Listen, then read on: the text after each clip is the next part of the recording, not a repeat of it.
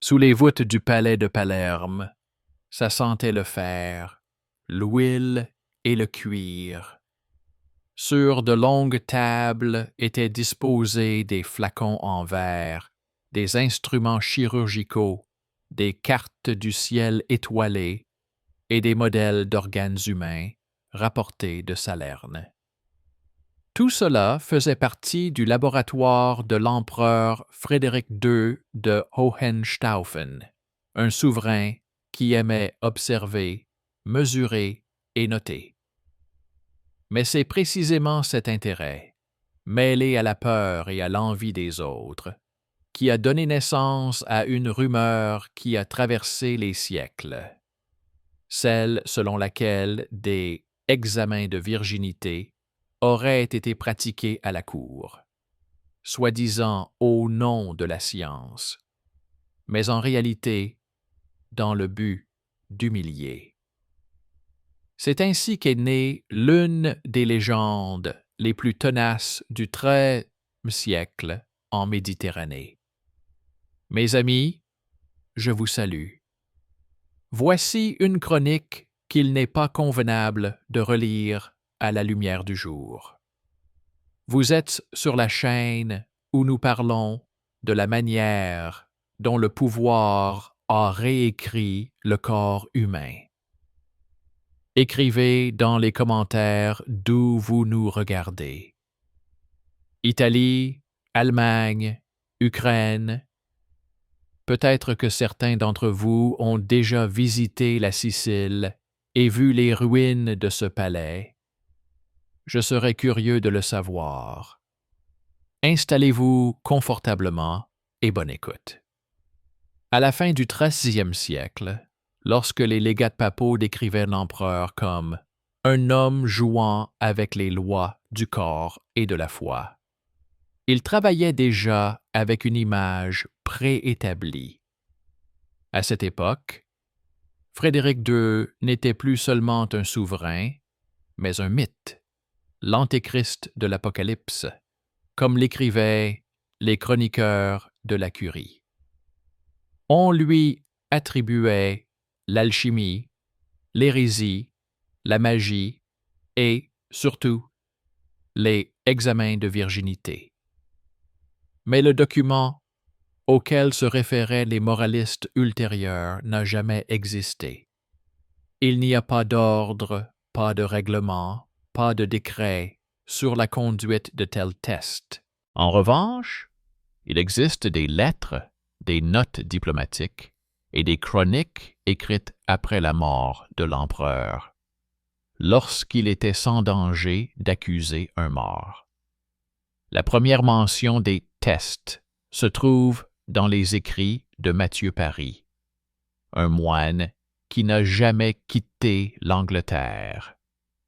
Il écrivait d'après les dires de témoins oculaires qu'il ne nommait pas, selon lesquels Frédéric organisait des expériences, comparant la pureté et la dépravation, dans le but de connaître la nature. Ce texte a été cité des centaines de fois, bien qu'aucun fonctionnaire des archives de la chancellerie sicilienne ne l'ait confirmé. De plus, le registre des dépenses de la cour, conservé depuis le XIIIe siècle, mentionne des paiements à des médecins et à des scientifiques exclusivement pour des observations médicales, des notes anatomiques et des pratiques vétérinaires, et non pour leur participation à des expériences sur des êtres humains. Mais la rumeur persistait. Elle était alimentée par la jalousie envers la cour, où le latin et l'arabe cohabitaient, où des juifs étaient nommés médecins de la cour et où les femmes issues de familles nobles apprenaient l'astronomie et la botanique.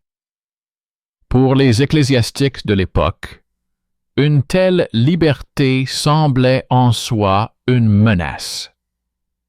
Il était beaucoup plus facile de l'expliquer comme de la débauche sous couvert de science, Ainsi, un simple laboratoire se transformait en chambre du péché et un traité médical en mode d'emploi de la séduction. La chancellerie papale savait comment fonctionnaient les images. Dans les sermons du milieu du XIIIe siècle, Frédéric était qualifié de « chercheur de la chair ». Et bien qu'il s'agisse de ses travaux philosophiques sur la nature animale de l'homme, la foule comprenait littéralement. Dans le poème anti-impérial Contra Staufenses, il y a une scène de vérification, une allégorie littéraire. Mais les copistes des chroniques l'ont cité comme un fait. C'est ainsi qu'est née la légende dans laquelle le savant et souverain est devenu un monstre qui testait le corps de ses sujets. Les documents de l'école de médecine de Salerne racontent une toute autre histoire. Là où les sources papales voyaient une expérience pécheresse, il s'agissait en réalité de débats sur la structure du corps et la nature de la stérilité. Les médecins observaient les femmes malades, avec leur consentement, à des fins thérapeutiques, et dressaient des tableaux de symptômes. À une époque où la maladie était considérée comme une punition divine, cela relevait presque de la rébellion. Mais cette rébellion fut également imputée à l'empereur. Au XIIIe siècle, il n'existait pas de conception unique des recherches admissibles. Certains invoquaient le serment d'Hippocrate, d'autres l'interdiction des autopsies imposées par l'Église. Frédéric II, patron de l'école de Salerne, autorisait ses médecins à étudier l'anatomie des prisonniers décédés, ce qui en soi était choquant. Ce fait a donné lieu à des spéculations. Si les expériences anatomiques sont autorisées, raisonnaient les opposants, alors autre chose est possible. Les examens sur des personnes vivantes. Aucun document ne le confirmait, mais dans la lutte politique, une simple allusion suffisait. La correspondance diplomatique entre le pape Grégoire IX et la cour française a joué un rôle particulier. Dans l'une des lettres, le légat papal qualifie Frédéric de éprouvateur de chasteté, faisant allusion à sa liberté de penser et à ses discussions sur les lois matrimoniales. Cependant, les commentateurs ultérieurs ont pris cette phrase au pied de la lettre. Lorsque, un siècle plus tard, les chroniqueurs ont rassemblé les péchés du passé, cette allusion est devenue une preuve. Dans le statut de la cour sicilienne, conservé dans une copie du XIVe siècle, il est indiqué « Les femmes de la cour ne peuvent être soumises à un examen physique sans leur consentement et sans la présence d'un médecin parmi les écoliers de Salerne. » Cette ligne, destinée à protéger les servantes et les courtisanes de l'arbitraire, sera interprétée, au contraire, des siècles plus tard, comme une autorisation d'examen.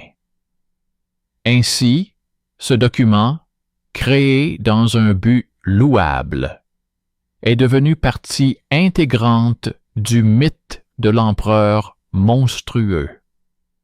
Pendant ce temps, deux images de Frédéric coexistaient dans les chroniques. Pour les savants orientaux, Il était le protecteur de la raison. Pour les chroniqueurs latins, le prince du doute.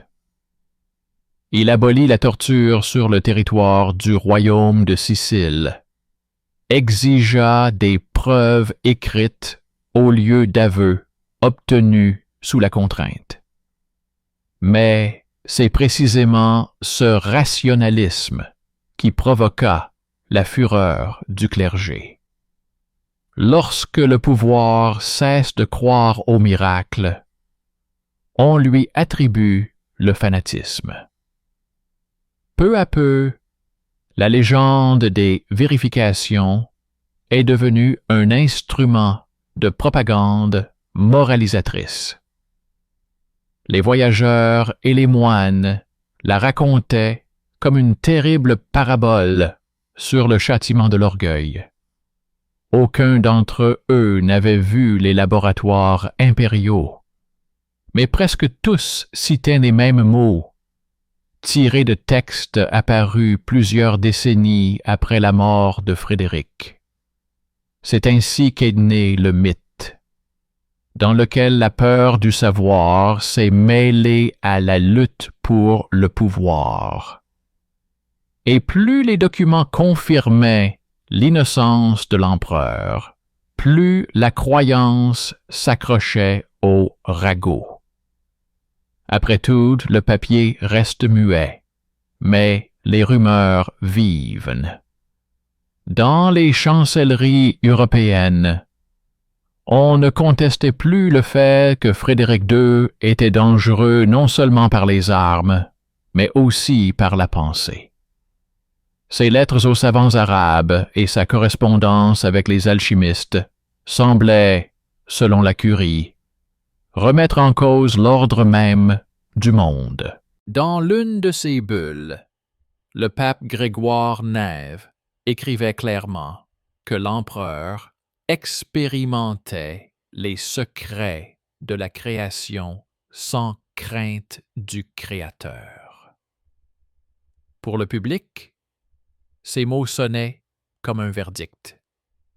Dans le sud de l'Italie et dans les terres germaniques, des feuilles avec des gravures étaient distribuées, sur lesquelles Frédéric était représenté parmi des femmes vêtues de blanc, tenant des miroirs et des vases, une allégorie de l'expérience de la chasteté. Plus tard, les historiens ont déterminé que cette scène était empruntée à des miniatures antiques représentant la déesse Diane. Mais à l'époque, personne ne vérifiait cela.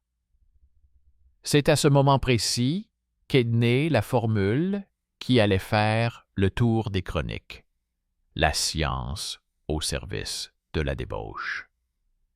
Elle a été reprise sans que l'on remarque qu'elle était apparue pour la première fois dans un sermon d'un dominicain au service de la cour de France, 15 ans après la mort de l'empereur.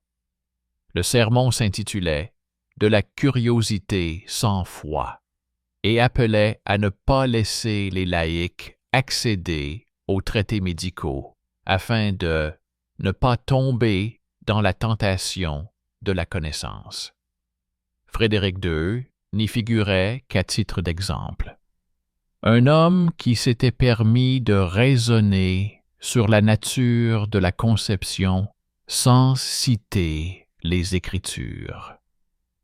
Mais l'image qui resta dans la mémoire de la foule était celle d'un souverain menant des expériences sur des femmes.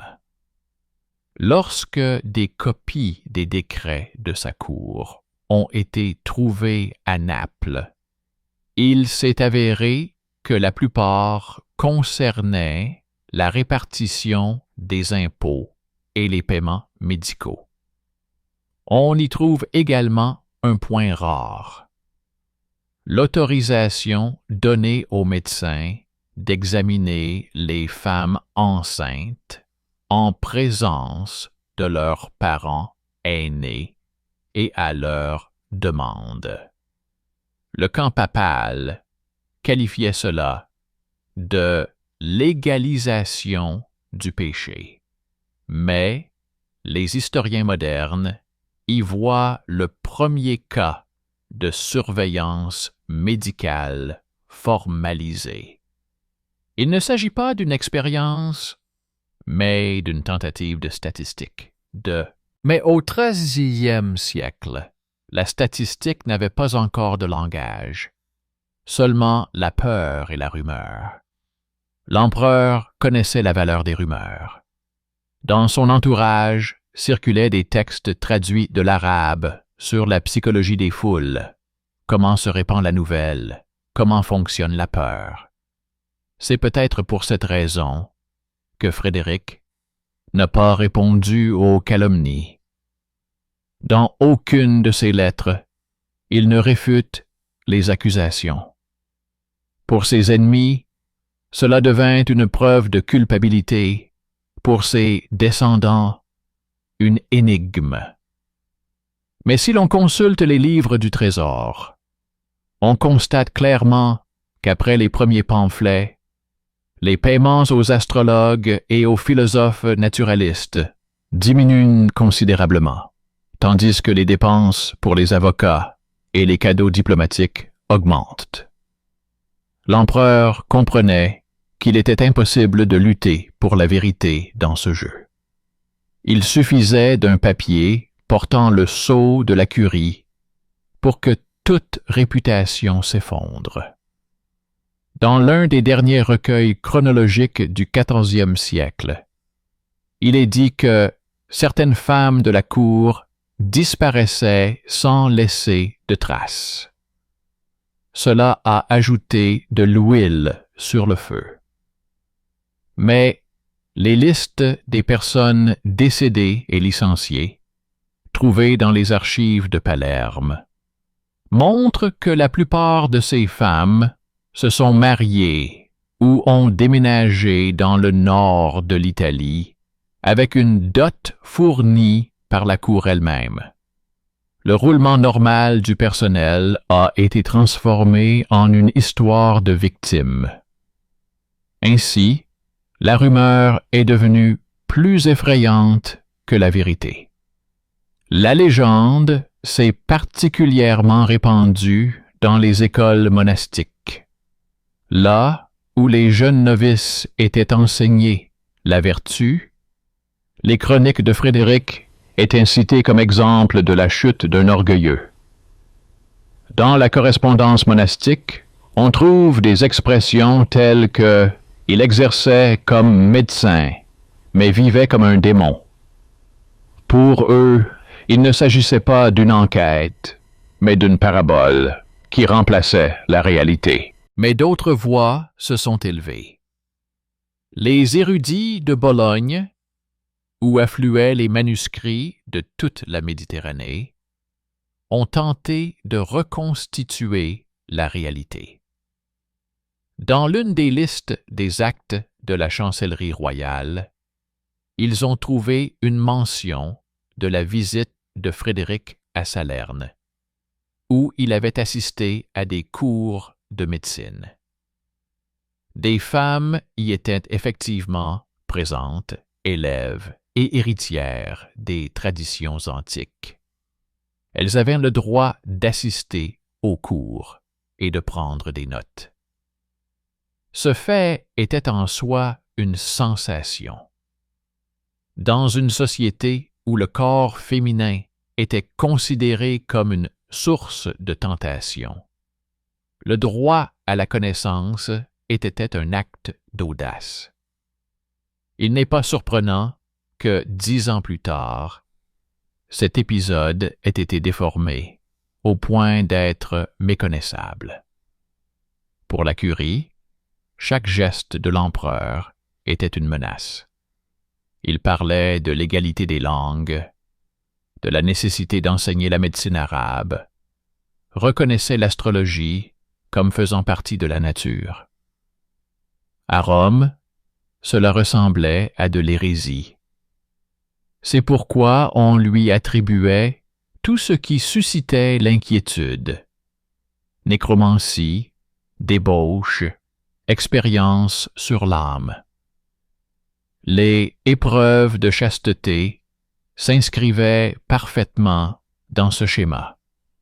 Elles effrayaient, humiliaient, suscitaient à la fois le dégoût et la curiosité.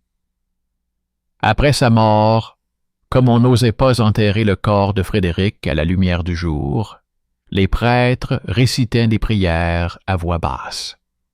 À cette époque, la légende vivait déjà indépendamment de son nom.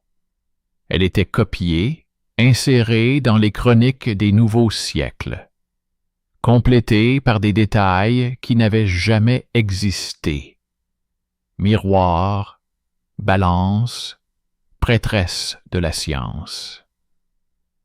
Ainsi, le document mourut, mais le mythe prit corps. Plusieurs siècles plus tard, des fragments de ces textes furent retrouvés dans des universités allemandes et italiennes et cités dans des ouvrages sur la décadence morale des dirigeants. Peu de gens ont pris la peine de vérifier d'où provenait la citation. Elle passait d'un recueil à l'autre, d'un sermon à une conférence. Parfois, on ajoutait à côté « source, chronique sans nom ». Et cela ne dérangeait personne. L'histoire des examens est devenue un exemple de la façon dont le mensonge s'impose comme vérité. Il suffisait à un moine de recopier une rumeur, d'ajouter une date, d'attribuer un nom au secrétaire, et le mythe devenait un document. Le papier, créé pour la vérité, servait à nouveau à tromper. Pendant ce temps, en Sicile même, les traces de cette peur ont perduré pendant encore un siècle. Des articles étranges apparaissent dans les chartes municipales de la fin du Moyen Âge. Interdiction d'examiner les femmes pour la science, obligation de la présence de parents lors des procédures médicales. Personne ne se souvenait plus d'où venaient ces clauses. Elles avaient été écrites au cas où. C'est ainsi qu'une histoire fantomatique a donné naissance à des lois réelles. Plus le temps passe, plus il apparaît clairement que l'accusation de tentation n'était pas une question de morale, mais de pouvoir. Celui qui contrôle le corps contrôle la conscience. Pour la curie papale, c'était un symbole commode. Pour les scientifiques, une malédiction qui a coupé l'Europe de la médecine orientale pendant 2 siècles. Quand on lit les lettres des contemporains de Frédéric II, un détail étrange saute aux yeux. Presque tous parlent de lui avec crainte, mais sans fait.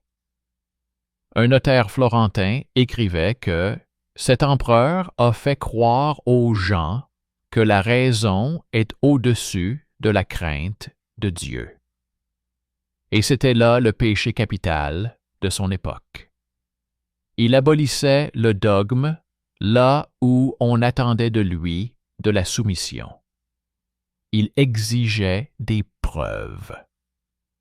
Et c'est pourquoi chacune de ses actions était interprétée comme un défi. Même la décision de créer la première école vétérinaire à Naples était attribuée à sa curiosité pour la chair. Les archives ont conservé l'ordre de fournir du verre et de l'argent aux ateliers, probablement à ces mêmes laboratoires où on l'accusait de expérience pécheresse. Mais la liste des dépenses indique autre chose. Des cornues, des mortiers, des instruments pour la distillation et le stockage des médicaments. Tout cela était nécessaire pour la recherche sur les poisons et les antidotes. Cependant, les moralistes ultérieurs ont interprété le simple fait d'acheter du verre comme une preuve de observation secrète du corps. Ainsi, un objet dépourvu de péché est devenu un symbole de débauche. Les historiens du 20e siècle qui ont étudié les archives papales ont découvert que la formule « testait la virginité » n'apparaissait que dans un seul document. Un résumé latin des chroniques rédigé 60 ans après la mort de l'empereur. L'auteur était un dominicain vivant à Avignon, qui n'avait jamais visité la Sicile. Il a utilisé l'expression experimenta pudicitiae, littéralement expérience de chasteté. Dans le contexte du texte, il s'agissait de réflexions philosophiques sur la nature de la morale. Mais un siècle plus tard, les copistes ont compris l'expression au sens littéral.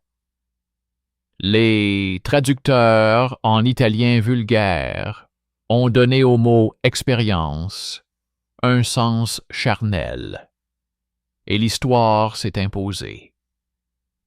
Il ne faut pas oublier qu'à l'époque de Frédéric, le corps était soumis à la juridiction. L'Église considérait la chair comme une preuve de péché ou d'innocence. Le sang, les cicatrices, les taches de naissance, tout pouvait servir de preuve. Les épreuves de l'eau, du fer chaud ou du jeûne étaient des pratiques légales. Dans ce contexte, les examens de virginité ne semblaient pas incroyables. Les gens croyaient qu'il était possible de mesurer l'invisible. C'est pourquoi la légende s'est implantée, non pas parce qu'on y croyait aveuglément, mais parce qu'elle semblait logique dans la logique de l'époque. En réalité, les registres administratifs de l'empereur décrivent des examens tout à fait différents. Contrôle des soldats après les combats, examens médicaux avant les contrats de mariage, procédures pour les esclaves achetés aux marchands. Tout cela avait un caractère économique et non mystique. Frédéric a tenté de réglementer les marchés où le corps humain était une marchandise, une mauvaise défense contre le mythe, trop froide pour la légende. Le pape, au contraire, a utilisé l'image du péché comme arme politique. En 1337, Grégoire Naime a excommunié l'empereur, et le texte de la bulle comprenait un paragraphe sur les expériences charnelles et les divertissements obscènes. À l'époque déjà, les juristes avaient remarqué que ce point ne reposait sur aucun acte judiciaire. Mais pour le public, il n'y avait aucune différence entre ce qui était prouvé et ce qui était écrit et estampillé. Frédéric a répondu à sa manière en créant une commission des affaires morales, composée de juristes, d'astrologues et de médecins. La tâche de la commission était de rassembler les lois de différents peuples sur le mariage, l'héritage et les châtiments corporels. Ce projet a servi de base aux célèbres Constitution sicilienne, le premier code systématique de loi en Europe après le droit romain. Dans ce code, le corps cessait d'être un objet de repentance pour devenir un objet de jugement. C'est précisément cette mesure qui a définitivement convaincu la Curie qu'elle n'avait pas affaire à un simple souverain, mais à un hérétique. Après la mort de Frédéric, le mythe est devenu un prétexte commode pour réprimer ses descendants. Son fils, Conrad, a été accusé de dépravation héréditaire. Le sang comme preuve de culpabilité est un procédé très ancien utilisé par le pouvoir. Dans les sermons du XIVe siècle, on peut voir comment une simple phrase sur les expériences de chasteté a donné naissance à toute une légende maudite sur la dynastie. C'est ainsi qu'un symbole se transforme en stigmatisation héréditaire. Il est curieux de noter que les premières représentations des expériences ne sont pas apparues en Italie, mais en France. Dans l'un des psautiers conservés aujourd'hui à Paris, on voit un homme couronné, entouré de femmes tenant des récipients. Dans la marge, on peut lire Rex Siciliae et Filiae Peccati, le roi de Sicile et les filles du péché. L'artiste n'avait manifestement jamais vu l'empereur. La couronne est dessinée dans le style français et les vêtements rappellent ceux de Saint-Louis. L'image est devenue virale avant l'ère de l'imprimerie. Les copistes ont reproduit le dessin sans comprendre qui il représentait. C'est ainsi que la mémoire visuelle de l'Europe a ancré le mensonge. Dans les débats universitaires du 15e siècle, le nom de Frédéric est devenu un exemple de l'erreur des savants. Les professeurs de morale le citaient comme un avertissement. La connaissance sans la foi mène à la dépravation. Lorsque les humanistes ont tenté de le justifier en tant que monarque éclairé, ils ont été accusés d'hérésie. La peur du corps est restée plus forte que la réalité. Le plus amer, c'est que tout cela s'est ancré dans la mémoire historique, comme si le mythe avait autrefois pris la forme d'un protocole. Dans les musées, on peut aujourd'hui voir des vitrines portant l'inscription « Instruments médicaux de Frédéric II ». Mais la plupart de ces objets sont des copies tardives de la Renaissance offertes par des collectionneurs. Les véritables instruments ont disparu depuis longtemps. Il ne reste que du papier, où le fait et le mensonge sont indiscernables. Et pourtant, si l'on fait abstraction de la propagande, il reste un sentiment d'inquiétude. C'est l'inquiétude face au moment où la connaissance a pour la première fois défié le dogme. Quand l'homme a osé qualifier le corps non pas de péché, mais de partie intégrante du monde. Et le monde a réagi en l'accusant de péché. C'est là que réside la sombre essence de l'histoire des examens. Elle ne parle pas de débauche, mais de panique face à la rationalité. Au fil des siècles, la légende de Frédéric II s'est cristallisée dans un cliché pédagogique. L'empereur qui s'est adonné à la science charnelle. Elle a été reprise par les historiens des monastères, les poètes et même les juristes. Au milieu du XVIe siècle, alors que l'Europe connaissait déjà les théâtres anatomiques et les autopsies publiques, son nom continuait d'être associé aux expériences sur les femmes. Ainsi, le passé se vengeait du savoir.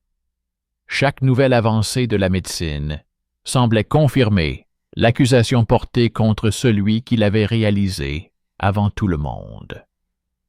Lorsque l'anatomiste Vézal donna pour la première fois des conférences publiques sur le corps humain, ses auditeurs se souvinrent de l'empereur qui avait tenté de mesurer la chasteté.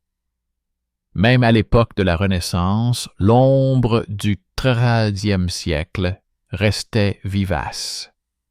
Dans les traités des théologiens catholiques, on trouvait des phrases telles que « La mortification de la chair est le chemin vers la vérité, et non son étude. » La résistance à l'expérience est devenue une vertu morale.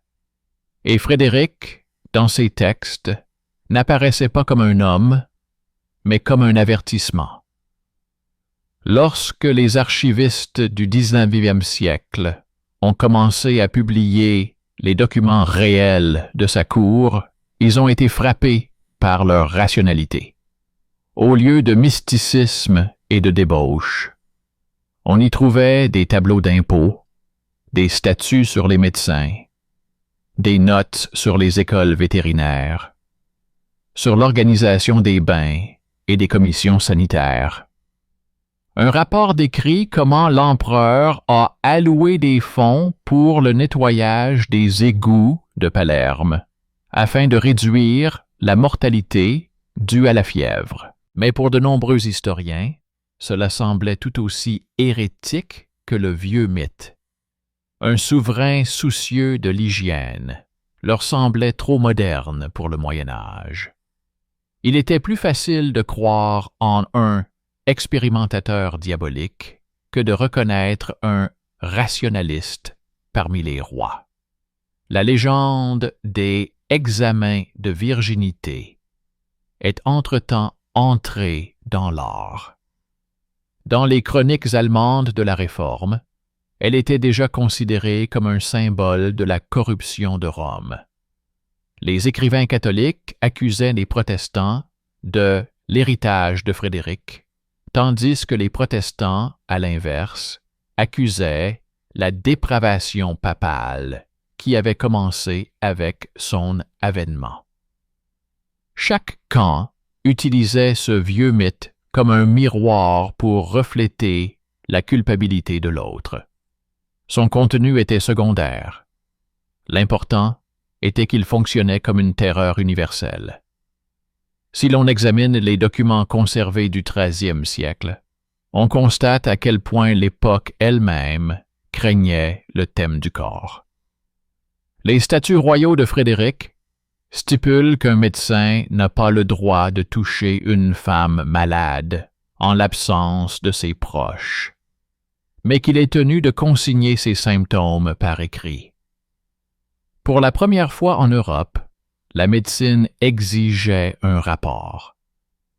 Cependant, ces lignes, qui constituaient une tentative de protection, ont ensuite été transformées en preuve de culpabilité. Chaque norme limitant la violence devenait un motif de suspicion de violence. C'est ainsi que la société a puni ceux qui tentaient de placer la science au-dessus de la superstition. Une chronique italienne tardive rapporte qu'après la mort de l'empereur, son corps ne se décomposait pas, signe d'une force impure. Aujourd'hui, les historiens supposent que c'est le résultat d'un embaumement.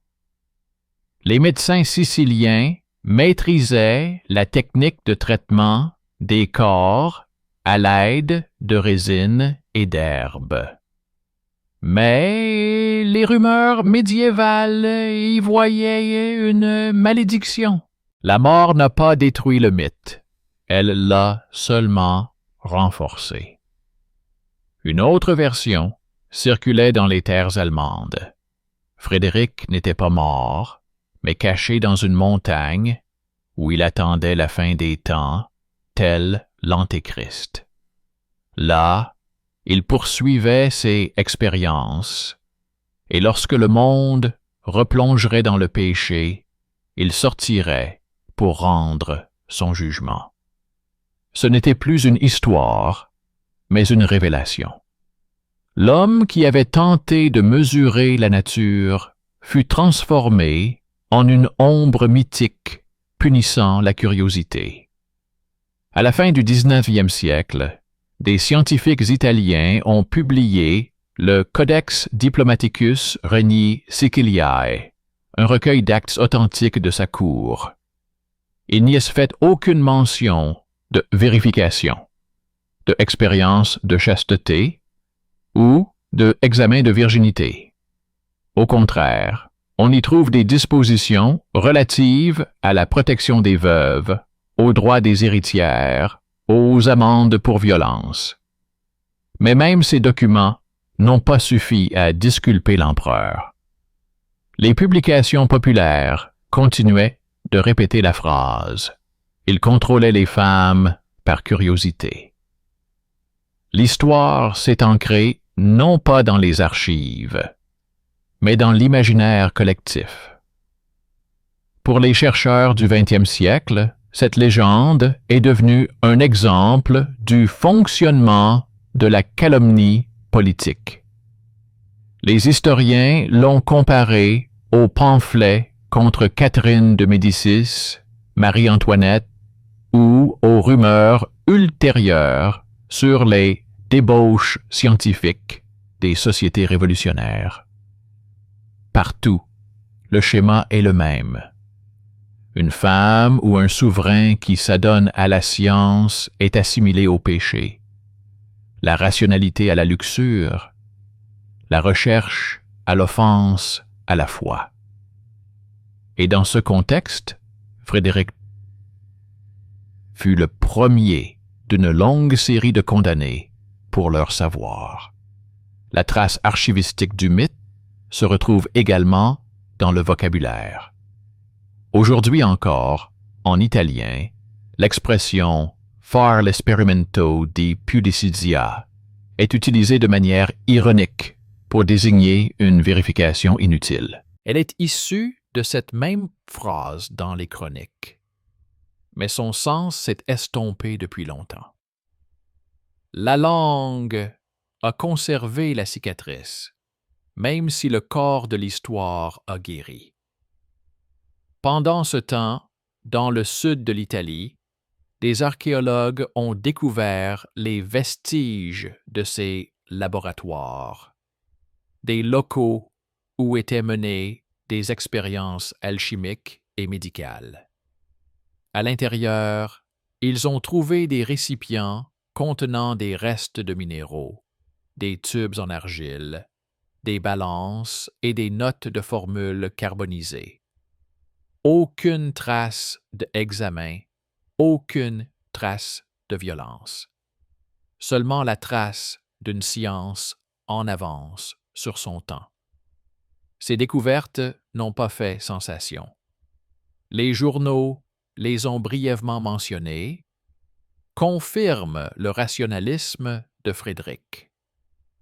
Une conclusion trop pacifique pour un siècle qui aime les monstres. Et pourtant, dans les vitrines des musées, à côté de son nom, les mots controverses sur la chasteté apparaissent encore aujourd'hui.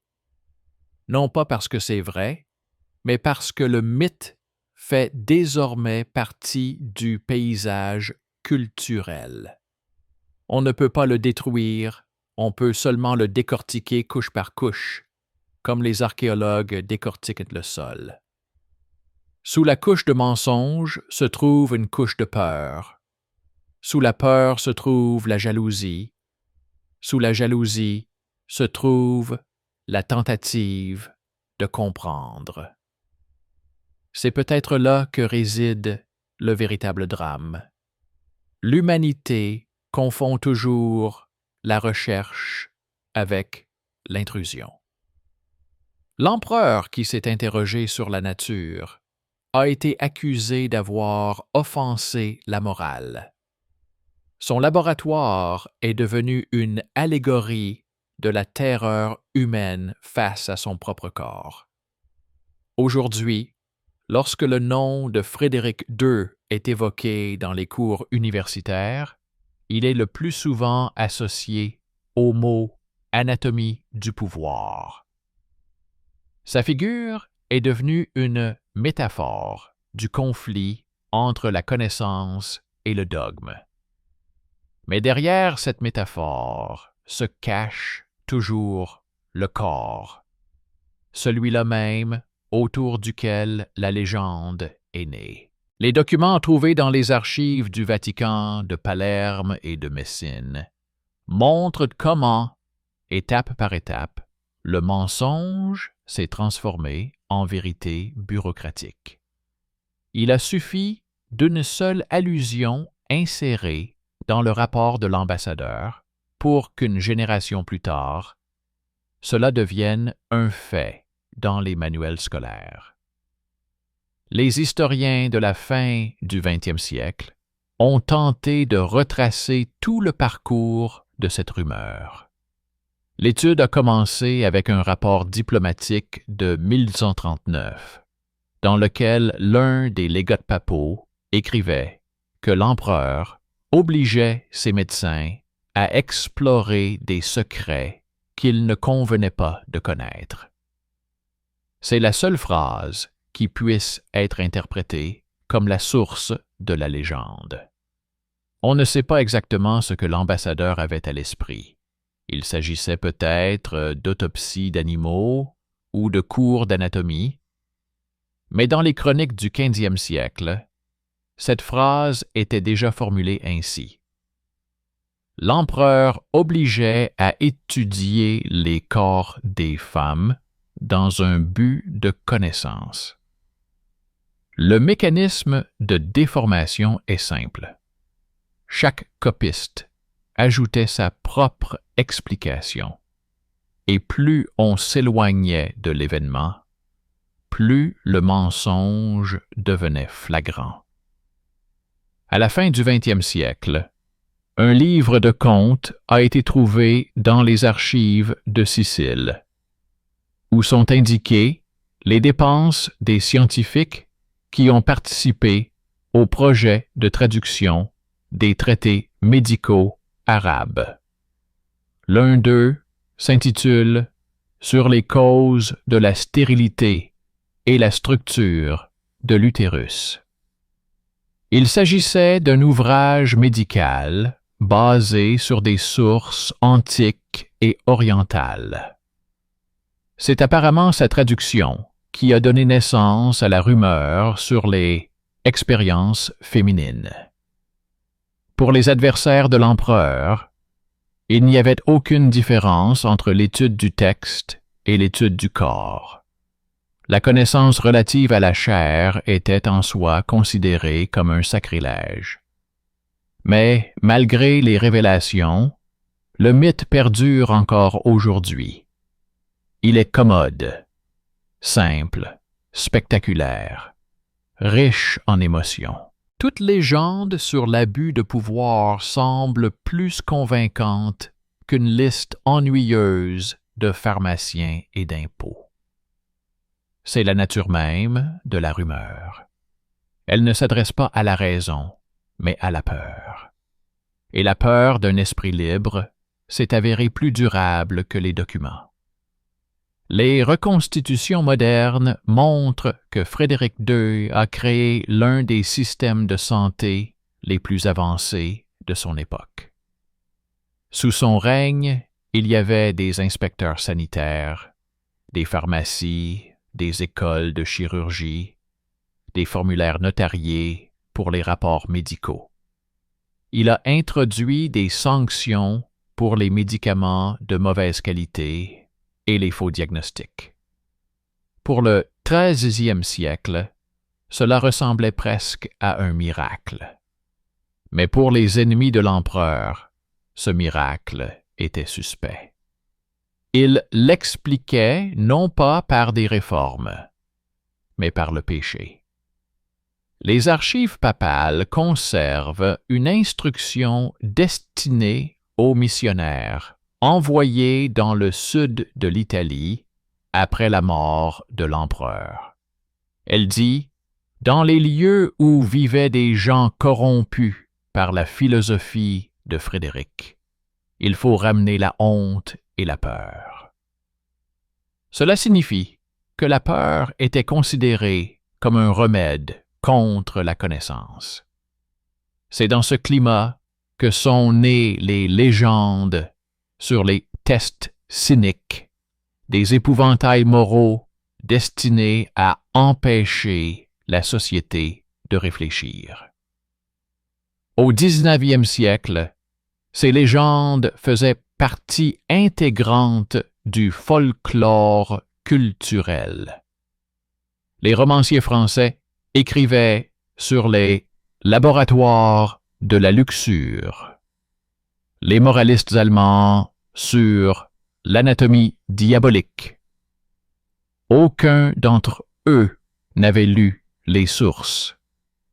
Et lorsque les scientifiques ont publié les actes authentiques du royaume de Sicile, les journalistes se sont contentés d'y ajouter des phrases telles que « célèbre, débauché et scientifique ». La réalité ne pouvait pas vaincre l'image. Il existe une vitrine dans un musée de Bari où est exposée une copie de la lettre du légat papal contenant les accusations. À côté, une plaque explicative indique Frederick Drew, mythe et document. Deux moitiés séparées par une vitre. D'un côté, le papier, de l'autre, la déformation. Et les visiteurs, regardant à travers la vitre, s'attardent souvent sur le mythe. Il est plus vivant. Mais quand on regarde les documents authentiques, cette gravité mythique disparaît. Au lieu de l'Antéchrist, c'est un bureaucrate et un penseur qui apparaît devant vous. Un homme qui a écrit des traités sur la chasse aux faucons, sur la mer, sur les impôts. Il considérait la connaissance comme une partie de la gestion, et non comme une tentation. Et c'est peut-être là sa véritable faute, une modernité trop précoce. Aujourd'hui, les historiens le qualifient de premier rationaliste européen. Il ne rejetait pas Dieu, mais exigeait que la foi n'entrave pas l'étude du monde. Il voulait que les médecins soignent par l'observation et non par la prière, que les tribunaux se fondent sur des preuves et non sur des rumeurs. Et c'est précisément cela qui le rendait dangereux pour son époque. La légende des examens de virginité ne concerne ni le sexe, ni la science, ni le péché. C'est une histoire de peur de la transparence, car quiconque rend la connaissance visible devient l'ennemi de ceux qui vivent dans le brouillard. Au XIIIe siècle, cette peur portait le nom de Frédéric. À chaque siècle, elle en prend un nouveau. L'exposition Fait pamphlet, inaugurée à Palerme au début du XXIe siècle, a fait le bilan d'un siècle de confusion.